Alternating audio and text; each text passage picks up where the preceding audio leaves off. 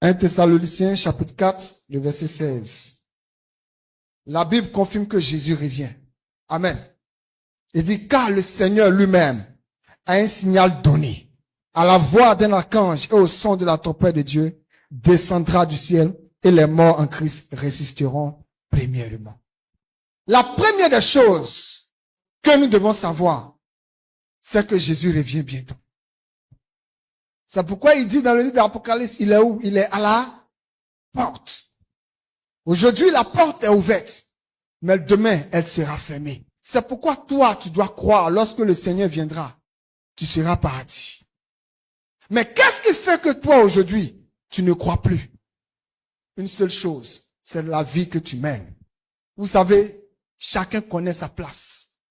Aux yeux des hommes, tu peux te montrer qui tu es, peut-être un bon chrétien, mais dans ton cœur, toi seul, tu le sais.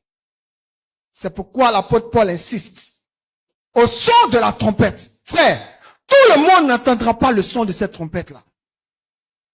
C'est seuls ceux qui sont conviés à entendre vont entendre. Et toi que tu n'entendras pas, faut savoir que tu n'es pas dedans. C'est pourquoi tu dois te battre chaque jour de ta vie. T'apprêter à entendre cette trompette. Coûte que coûte, vaille que vaille, elle va quoi? Sonner. Ça, je vous rassure. Si de ton vivant, elle n'a pas sonné, de ta mort, c'est qu'elle a sonné. Dans tous les cas, tu vas faire quoi? Comprendre, tu vas savoir que Jésus là, il est revenu. Et aujourd'hui, la mort, même le retour de Jésus ne nous dit rien. Même notre mort, on pense que c'est aux autres. C'est aux autres de mourir et nous de vivre. Les autres doivent mourir et nous, on doit vivre. C'est pourquoi on s'en fout. On marche comme on veut parce qu'on pense que quoi? On va vivre éternellement. Frère, souvent même d'autres disent, est-ce que les gens sont déjà partis pour revenir pour nous expliquer? Si tu veux, faut croire. Si tu veux, faut pas croire. Une chose est sûre. La mort là, tu vas passer. Tu as marché avec des gens hier, aujourd'hui qui ne sont plus. Donc, faut savoir qu'il y a une vérité dedans. Aujourd'hui, bébé meurt, jeune meurt, vieillard meurt. Tout le monde passe à la casserole. Mais le problème, ce n'est pas la mort, mais c'est la vie après la mort. Où passeras-tu ton éternité? On court pour préparer notre futur. On court pour préparer plein de choses. On a des projets de nos vies, plein de projets de nos vies. Mais personne n'a le projet du salut. Personne n'a le projet pour dire si Jésus vient. Personne. Tous courent pour le ventre. Personne ne prépare son éternité. Mais chacun prépare son futur. Frère, arrête de préparer ce futur-là. Ce futur-là te trahira. Mais prépare plutôt ton éternité. Efforcez-vous d'entrer par la porte étroite. Frère, ça y va de notre responsabilité. Comment toi tu t'efforces? Comment toi tu t'efforces? Tu vois pas que tu dors trop. Ce que Dieu t'a dit de faire, ce que tu es en train de faire. Tu vois pas que tu parais, tu vois pas que tu es dans les rêves, dans les illusions. Tu ne te forces pas. C'est pourquoi venir au culte ne te dit rien. C'est pourquoi aller évangéliser ne te dit rien.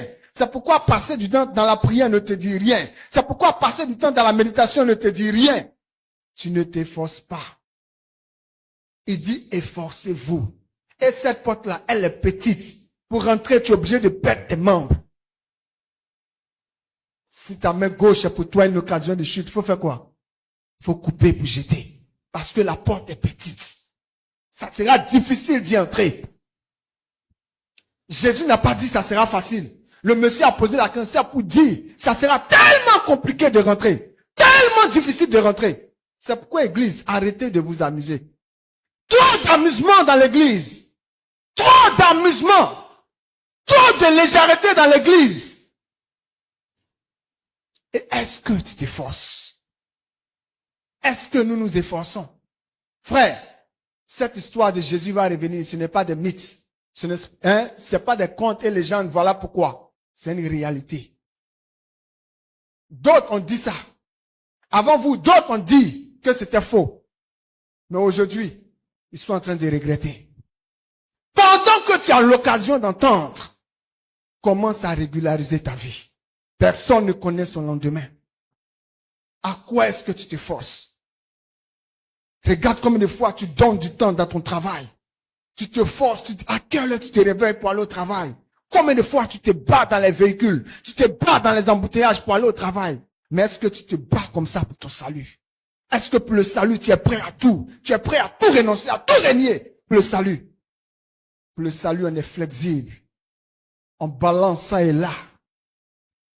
On pense que Dieu va nous comprendre. Je vous dis, Dieu ne comprend rien. Le seul message qu'il comprend, c'est sa parole. Église, Jésus revient bientôt. Et cette porte étroite, elle sera fermée. C'est pourquoi je parle de tragédie. Aujourd'hui, on n'en parle plus dans nos assemblées. On n'en parle plus. Alors que c'est le message chaque jour nous devons entendre pour mieux nous préparer à son retour.